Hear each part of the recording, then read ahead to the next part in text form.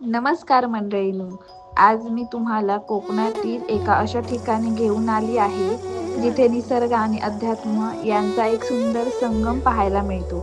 आपण आलो आहोत सिंधुदुर्ग जिल्ह्यातील फोंडा घाटमध्ये. आज आपण दर्शन घेणार आहोत इथल्या ग्रामस्थांचं मुख्य श्रद्धास्थान असलेल्या श्रीदेव गांगो मंदिराचं. हे मंदिर अस्सल कोकणी पद्धतीचं असून पूर्णपणे कौलारू आहे. तुम्ही पाहू शकता आजूबाजूला ही घनदाट झाडी.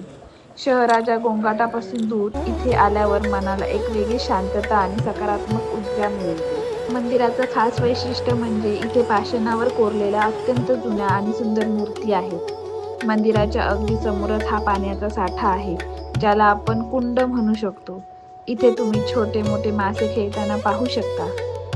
याच जलाशयावर एक सुंदर शिवपिंडी आहे आणि बाजूलाच दगडावर कोरलेल्या काही प्राचीन आकृत्या सुद्धा पाहायला मिळतात. फोंडा घाटमधील लोकांची या मंदिरावर अपार श्रद्धा आहे. गावातलं कोणतंही चांगलं काम असो त्याची सुरुवात इथल्या दर्शनानेच होते. मंडळींनो, या मुख्य मंदिराच्या बाजूलाच एक छोटी पायवाट घनदाट जंगलात जाते. इथून थोडी पायपीट केली की आपण पोहोचतो एका रहस्यमय ठिकाणी, ते म्हणजे श्रीदेव वाघोबा मंदिर. हे मंदिर एका रात्रीत बांधलं गेलं आहे अशी इथली आख्यायिका आहे. कोकण प्रदेशातील जंगलांचे रक्षण करणारं एक जागृत देवस्थान म्हणून हे ओळखलं जातं. वाघोबांना इथे लोक संरक्षक मानतात. चारी बाजूला झाडांची सावली आणि पक्ष्यांचा किलबिलाट, जणू निसर्गच या देवाची सेवा करत आहे असे वाटते.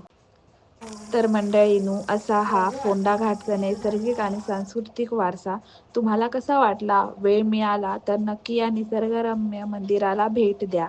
धन्यवाद.